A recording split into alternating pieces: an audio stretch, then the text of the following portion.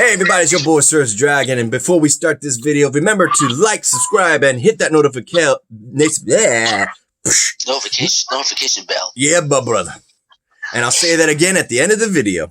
So before, let's go ahead and say we're gonna do.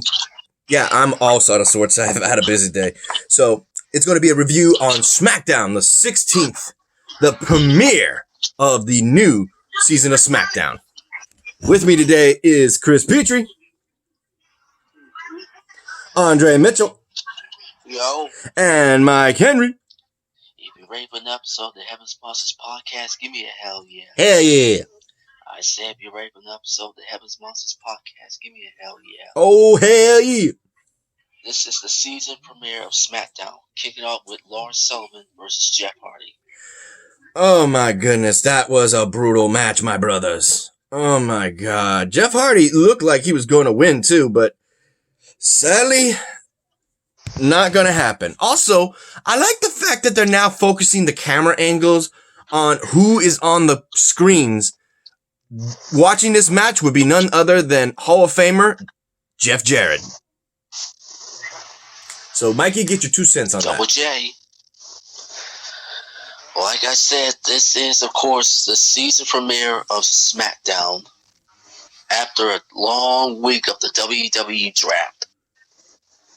And like you just said, Serge, Double J, Jeff Jarrett, was at home watching at the Thunderdome. But back to the main event, Jeff Hardy gave it all his might. He gave it all his might, but came up short.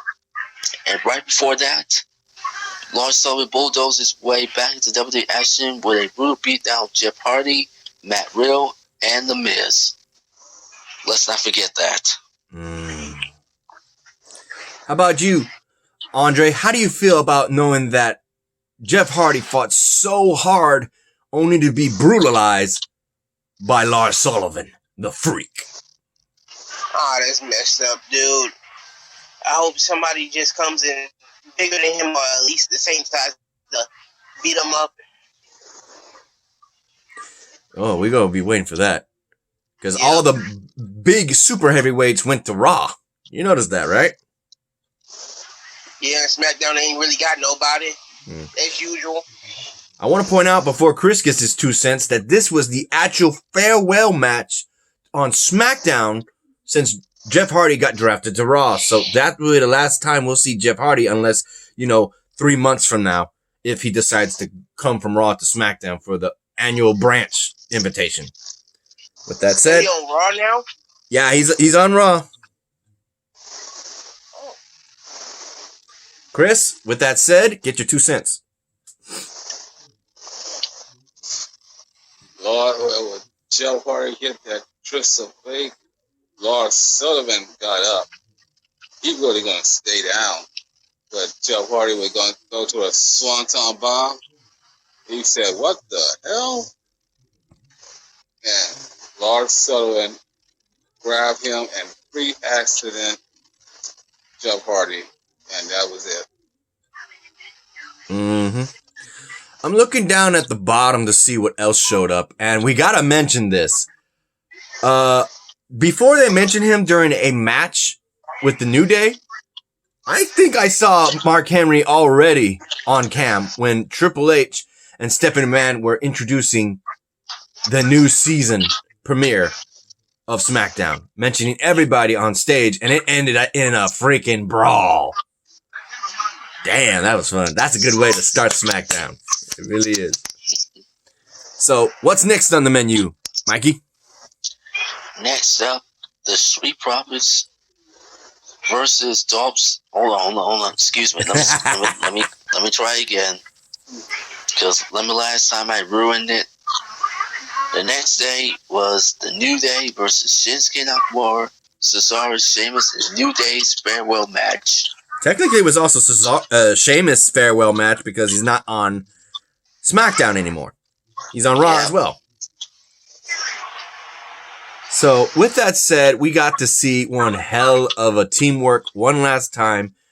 We thought that Sheamus or whoever was going to get the one up and get the win. But nope.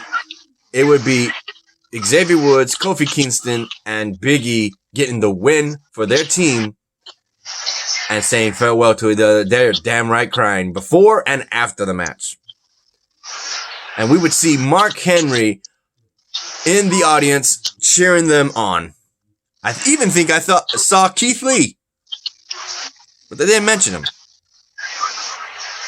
So what is your thoughts, Andre, on the fact that the New Day got their big win only to say farewell because they're being broken up due to the draft? That's messed up, bro. I wanted to see them stay together. They were about the best tag team I've seen since the Hardys and the Dudleys and all the other legendary tag teams, you know?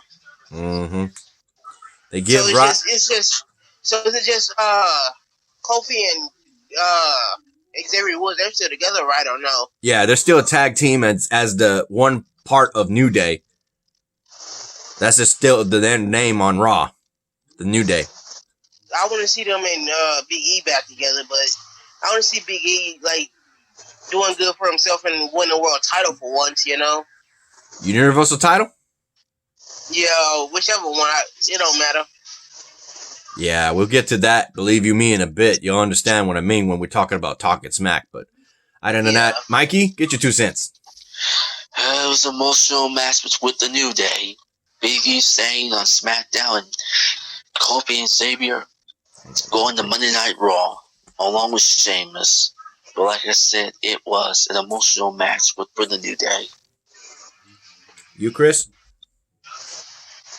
Yeah, well, we almost have a bar reunion with Cesaro and Sheamus. You got that right. I was thinking about that. Yeah. And just like that, gone. Yep. The New Day had their last match together. They say goodbye to Big E because Big E is a single competitor on SmackDown. I also want to point out that Bianca Belair is officially being announced that she's going to have her match sometime soon, being the EST of SmackDown. What that means to anybody who doesn't understand, EST is just the last letters of the bestest, fastest, strongest, smartest, EST of WWE. And I'm hoping to see if Sasha Banks if she does not get Bayley at Hell in a Cell, we're hoping to see Bianca Belair run the show for the women's division. She's my pick right now because I'm hoping somebody takes that title from Bayley. I really am. So, what is your thoughts on that, Mikey? Well, speaking of Sasha Banks, why we mention the contract signed between these two? Go ahead. Well, first Sasha Banks came out first, and out comes Bayley. Both of them sitting there face to face. Sasha Banks finally signs the contract instead of using her little boss stamp-like thing. What do you call that? A brass she knuckles? Uses that. Yeah, the little brass knuckles thing. Legit boss. But she uses a pen to sign it. And what did Bayley do? Refuse, and she ran like a coward. Unbelievable. Your thoughts on that, Chris?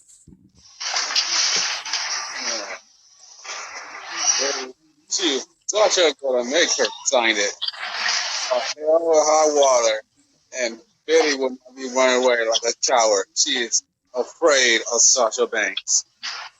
Mm-hmm. What about you, Andre? How do you feel knowing that Sasha Banks signed the contract, but Bayley didn't and walked away for Hell in a Cell match at Hell in a Cell pay-per-view? Bayley, she's scared. She's scared that she's gonna lose and get her beat down. Surprised Mikey ain't saying it. So I'll get you started, Mikey. Why you running, Bayley? Why you running? Yeah, like, would you run? That's like me and X-Man used to say it. X-Man, leave a comment down below. You hear that? Leave a comment down below, Xavier. X-Man gonna give it to ya. All right, Mikey, report the next match. The next match that I accidentally reported the Street Profits versus Dolph Ziggler and Robert Roode for the SmackDown Tag Team titles. Basically, this was the match title shot that Dolph Ziggler and Robert Roode were supposed to get on Monday Night Raw before both the Street Profits and Dolph Ziggler and Robert Roode would be drafted from Raw to SmackDown. So this match would be interesting enough. Honestly, was the tag team titles on the line? Yes, it was. Despite the draft. Mm-hmm. Ultimately, guess who? Ric Flair was watching as well. Woo! I saw Ric Flair. I didn't see that one. Yeah. Because he was doing that Skittle commercial with the Street Profits, remember? Correct me if I'm wrong. Wasn't JBL watching too? Or was that somebody else? I'm telling you. Everybody's watching. Unbelievable. Mm-hmm. So this match would end by disqualification, leading up to the Street Profits winning. I'm trying to remember. How'd that happen? Chris, would you like to elaborate? Huh? Frustrated by the unstoppable energy of the Street Profits, Ziggler and Roode lashed out. Ziggler and Roode just lashed out, and that's what resulted in disqualification. In other words, they blew it. Mm-hmm. They blew their top and blew the match. Damn. Any 2 cents on that, Mikey? Like I said, Ziggler and Roode had their chance, and they flushed their chances down the toilet. And now the question is, who's next in line for the Street Profits title? We have to wait and see. Your thoughts, Chris? Dolph Ziggler and Robert Roode have blew it. They should have listened to the referee, but they didn't. The Street Profits is still the longest reigning tag team champion in history. Andre, how do you feel about Dolph Ziggler and Robert Roode screwing themselves over by getting themselves disqualified in a title shot against the Street Profits? That's good for them. They don't need a title shot. Okay, before we get to the main event, apparently, let's see what else we got. Let's mention the celebrity. Let's mention the celebrities. Ken Joang, Joe McHale, and George Kittle fired up. All celebrities are fired up for the season premiere. Not to mention, we got to talk about the fact that both Rey Mysterio and Dominic are happy to be on SmackDown with each other as a pair. But then we got Seth Rollins and Murphy. So let's talk about them. Oh, let's go. Let's talk about them. Seth Rollins comes out to announce himself as the new Messiah of Friday Night SmackDown. SmackDown Savior, that is. Yeah.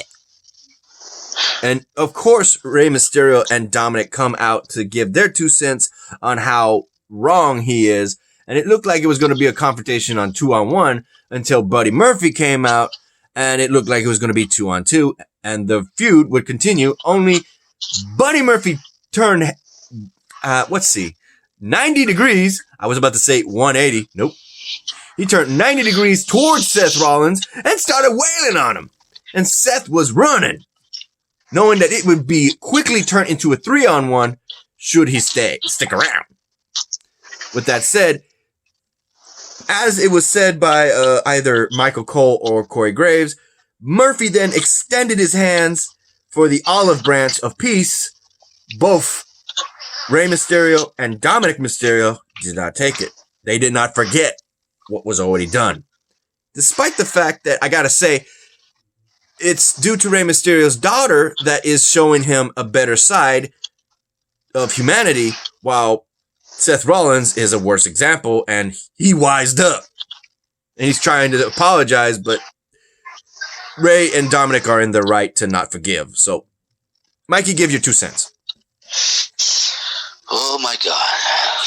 Seth Rollins has gone from the Monday Night Messiah to now the SmackDown Savior. And let's not mention the Mysterio family, Ray and son Dominic. They not only can't stand Seth Rollins, but they cannot still trust Murphy, because let's not mention that Murphy is still hanging out with Aaliyah. Because those three-letter words, DTA, don't trust anybody. Ray and Dominic are worried about what's going to happen to Aaliyah. They just want Aaliyah to keep her distance away from Murphy and Seth Rollins. But Seth Rollins ran like a coward, got exactly what's coming. You, Chris?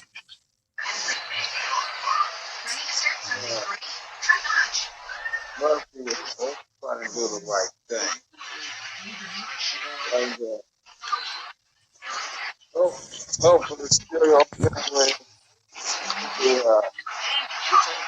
the wrong he did Aaliyah, the stereo, and they still couldn't trust Murphy.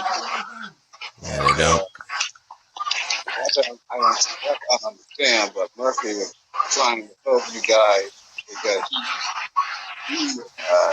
he would be abused by Seth Rollins. How selfish he is. Stereo and Dominic Stereo still don't trust him.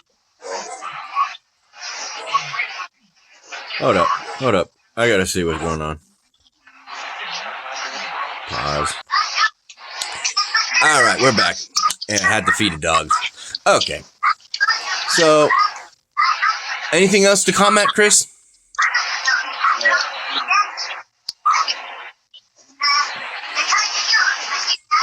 Say again? No, that's it. Okay. So, Andre. Yo. How do you know that, how do you feel that Seth Rollins was trying to actually show himself as the leader of SmackDown, only to get jumped by both Rey Mysterio and Dominic and brutally beaten up by his own disciple, no more, Buddy Murphy? I like that. I just want to see him get another beat down, honestly. He's not the leader or the Messiah of SmackDown. He's just a loser chump. He was cool when he was in the Shield, but now he just sucked. Yep. Surprised we're not going to see a match involving Seth or any of them at Hell in a Cell. Too bad. Missed opportunity. All right, Mikey, mention the main event. The moment y'all been waiting for. The Tribal Chief Roman Reigns versus the Monster Mob Man Braun Strowman for the Universal title. This would be also another farewell for Braun Strowman, who was going to Monday Night Raw due to the draft.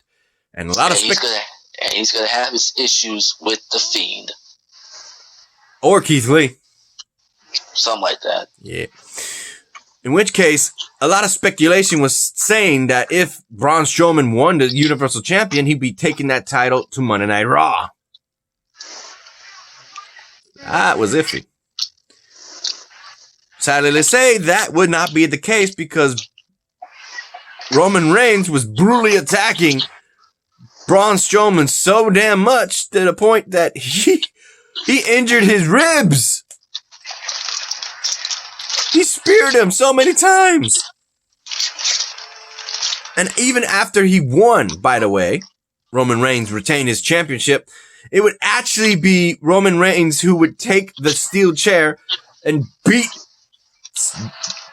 Braun Strowman over and over and over. And then Jey Uso comes out looking at his cousin, who he will be facing in a I Quit Hell in a Cell match at Hell in a Cell pay-per-view. And he's telling him, he's trying to get him to join him. He's trying to get him to be, recognize him as his chief and not fight him. Nope. He gonna fight him. He don't want none. He dropped that chair and said, I ain't doing it your way. So that is how SmackDown ends, with Roman Reigns dominating Braun Strowman and ultimately looking at his cousin, who he's going to, in a way, do the same thing in an I Quit Hell in a Cell for the first time ever. Woo! Mikey, what do you got to say about that? Oh, boy, this is going to be... Oh, my God. I did not expect this coming, but Now that Braun Strowman is going to Raw, Roman Reigns can turn his attention to his cousin, Jey Uso. Oh boy, I did not expect this coming. You, Andre? How do you feel about Roman Reigns just beating the living hell out of Braun Strowman and sending a message to his cousin, Jey Uso, for Hell in a Cell? Dude, that's messed up. I want to see Strowman beat up Roman Reigns. I mean, it sucked how he got beat up by Reigns, man. That sucked. Mm-hmm. And you, Chris? Roman Reigns, when he speared Braun Strowman, he actually do a submission on Braun Strowman. Oh, that's right. That was the first time we saw a submission on Roman Reigns. He literally, as Paul Heyman once said when he was backing up Brock Lesnar, that Roman Reigns was taught to punch or tackle his way through victory, and he did. But now he's got the, what is it, guillotine in his arsenal? Holy crap, that's bad. That's bad. That's bad news. That's bad news for anyone. Go ahead, Chris. Continue with that.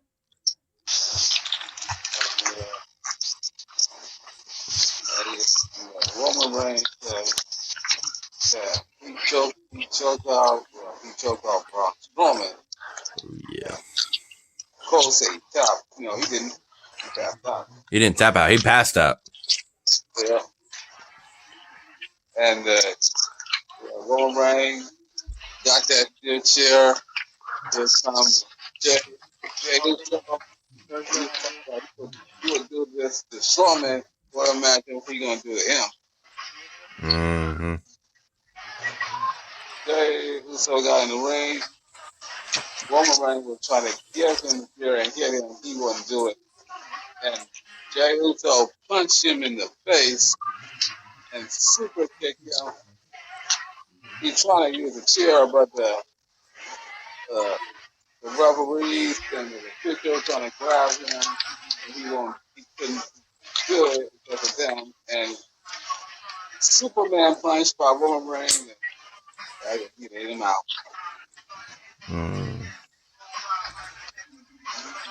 All right. Let's do a shout out to our fellow brethren of the Heavens Monsters podcast. A shout out to Xavier Hill, Mike Henry, and Andre Mitchell. A link to their YouTube channels will be in the descriptions down below, as always. And remaining shout out to Chris Petrie, T Money, Renee, Farrell, and Delvin. Let's go ahead and do 205 Live. A quick run. We got Ari Daivari challenge to 2 individuals. Ultimately, they would fail, and Ari Daivari ends up keeping his briefcase of 10 grand. After that, it would be I don't know if this is the first time ever with Isaiah Swerve Scott going up against D. Brian Kendrick. Is it the first time or not? I don't remember. You, Chris? Louder.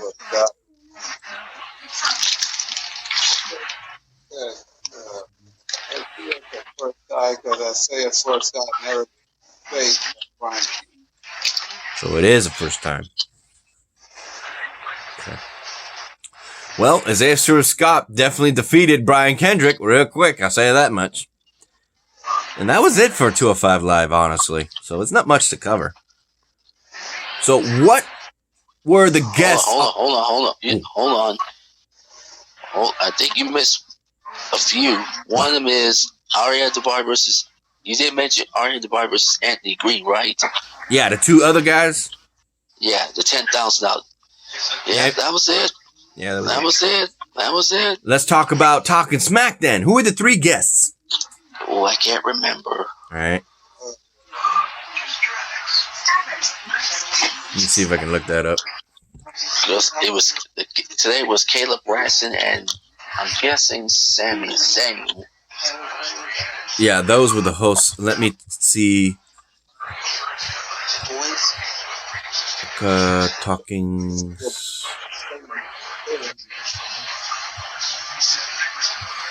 We know it's. I think it was Big E. I think.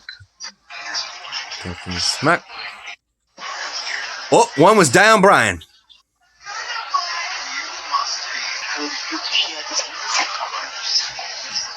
Okay. You got a report.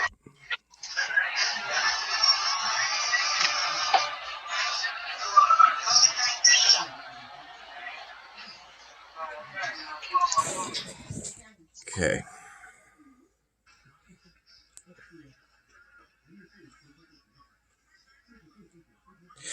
Yeah. Because Xavier Woods was going to no longer be on Raw, he came in talking smack to Sami Zayn, saying that the chair he was in, he's like, get out of my chair. This is for the host. And he goes and runs off after that. He's like, ah, damn. He had to trash talk to him one last time. Oh my God. We got the first guests are Rey Mysterio and Dominic. Mysterio family. Yeah, it was brought up about Buddy Murphy, and they said that they don't forgive him, that they're far from done with him though. So that's kind of sad. What do you think about that, Mikey? Like I said, Ray and Dominic are still concerned about Aaliyah. You, Chris?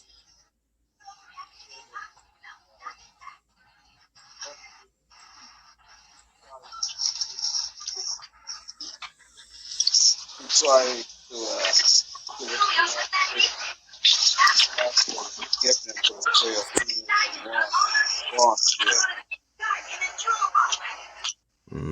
Barely hear you, Chris. Barely hear you. Okay.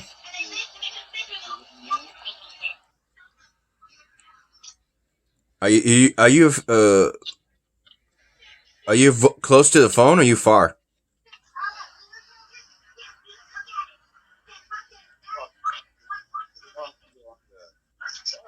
That's why you on the tablet.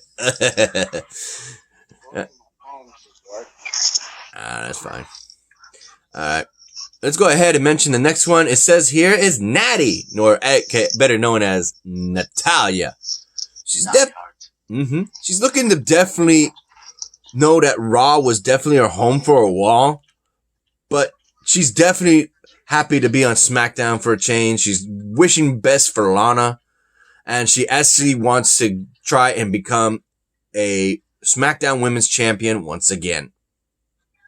Your thoughts on that, Mikey? Well, she's the best there is, the best there was, and the best there will be ever be. B-O-T, GOAT. I mean, boat. Hey, she's the daughter of the late great Jim Abel Neihart. Got that right. What about you? She hopes she can become SmackDown champion one last time before she retires. You, Chris?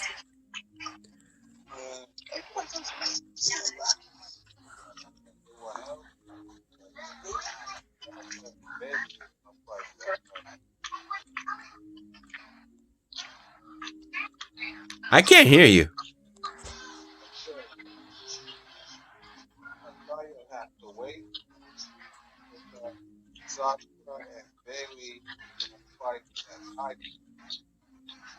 Yeah, I heard that. Natalya has to wait because of Bayley versus Sasha Banks. Okay.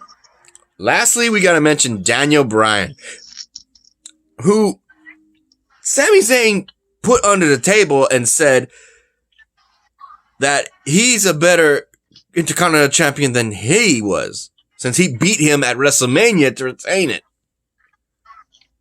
Ouch. Although he didn't mind that, Daniel Bryan, and he also mentioned that while he was away and during his career, while he was on SmackDown, he learned that there were some differences. One in particular was the fact that he learned that stamina was put into question. The longer the match went, the slower he got, because he could jump high, but not as high as he would as the match continues, and even went so far as to example with AJ Styles saying he can still jump that high. And he's like, that's not fair. How is it? This makes no sense. AJ Styles is older than Daniel Bryan and he's able to jump higher. What the hell? But he's understanding the differences, what if he's capable of and what others are capable of. And he's putting himself as a means of testing himself. That's why he wanted to put the title on the line over and over, not so much to give people a handout, more to himself, to test himself and to see what others can do and train himself. So Daniel Bryan's definitely looking to the future, possibly another Intercontinental title shot, and hopefully we see that, if not Big E, and see where it goes from there for SmackDown and the Intercontinental Championship picture. How about you, Mikey? What do you think about that?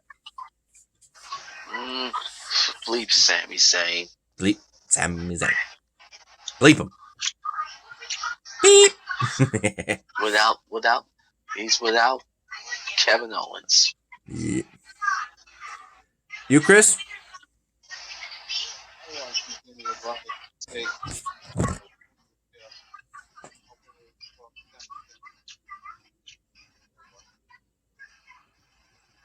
Say again?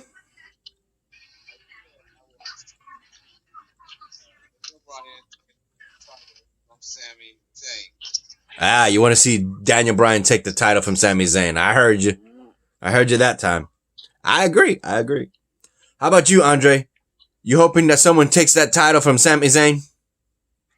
Yeah, I'm just waiting to see that happen, man. I hope somebody do. Alright, y'all ready to end this? Let's go. Okay, let me flip that camera. Damn, it's taking a while to load even though I got Wi-Fi.